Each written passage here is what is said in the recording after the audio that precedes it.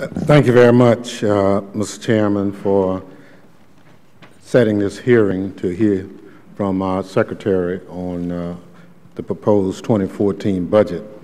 Good morning, Madam Secretary. I'm appreciative that you're here to discuss the budget. However, before I begin, I'd like to take a moment to express my sincere condolences to those who lost loved ones or were injured in Boston. Our thoughts are with them today.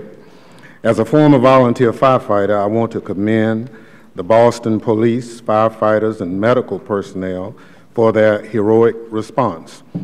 Also, I'd be remiss if I didn't acknowledge the lives lost and destruction we are seeing out in West Texas. Our prayers also goes out to that community. As authorizers, we bear a special responsibility to make sure that the government is working to prevent attacks like the one that happened on Monday. Madam Secretary, your job has certainly not been an easy one. When you arrived at the department 4 years ago, it was in bad shape. There were problems with acquisitions. There were problems with morale. Despite significant investment in preparedness, we had no idea if, as a nation, we were better prepared to respond to a natural disaster or a terrorist attack. To add to that, over the past 3 years, the department's budget has been reduced. Meanwhile, the periodic log jams in the congressional budget process have certainly made future budget planning much more difficult. So to be clear, I understand that you have a very difficult job. That said, I'm concerned about the lack of progress on many of the fundamental problems that have plagued your agency since its inception. For example, the department continues to be on the Government Accountability Office high-risk list, and employee morale continues to be among the lowest of all federal agencies. After $430 million of investment in interoperable communications, departmental components are still not interoperable.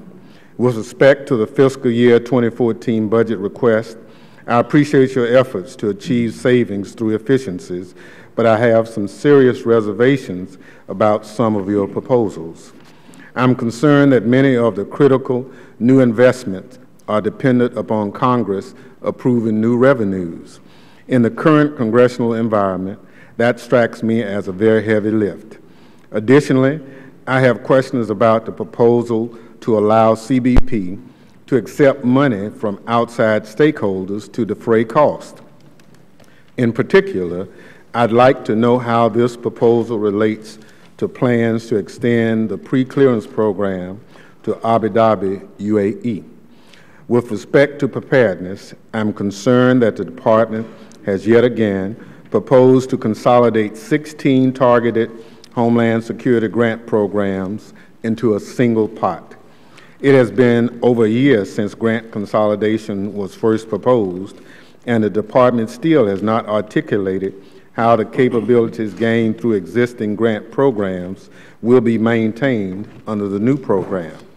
With the limited resource available to the department, we must ensure that the federal, state, and local programs are adequately funded. Before I close, I would note that the administration has two major initiatives where the department is expected to play a central role: immigration reform and cybersecurity. I'm interested to hear what resources you need in order to undertake the anticipated advances in these two key areas. Again, I thank you for being here today, and I look forward to your testimony, and I yield back my time.